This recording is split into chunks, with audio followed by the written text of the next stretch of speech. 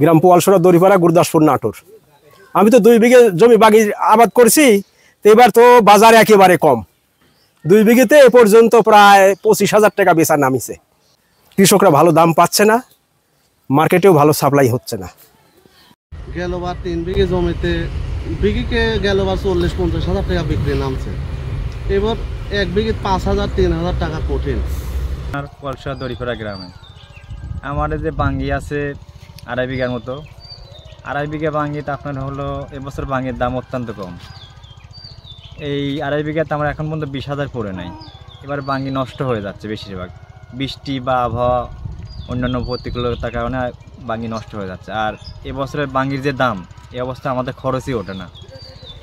একটা বিঘি বাঙ্গি 10,000 12,000 এর বেশি হয় না।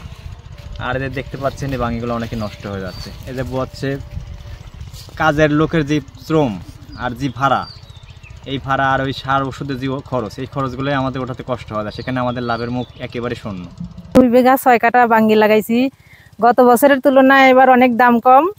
বাঙ্গি মানে পরিবহনের খরচটাই আমরা তুলতে পারতেছি না। প্রত্যেক বছরে আমরা বাঙ্গির ব্যবসা করি, কিন্তু এই বছরে যে আড়তে ঢাকা, সেই কক্সবাজার, কুতুব আলম, চট্টগ্রাম, ফিরিঙ্গি বাজারে মাল পাঠাচ্ছে, কিন্তু মাল খাচ্ছে না। এই কারণে আমরা কৃষকের কাছ থেকে বাঙ্গি কম দামে কিনতে বাধ্য হচ্ছি।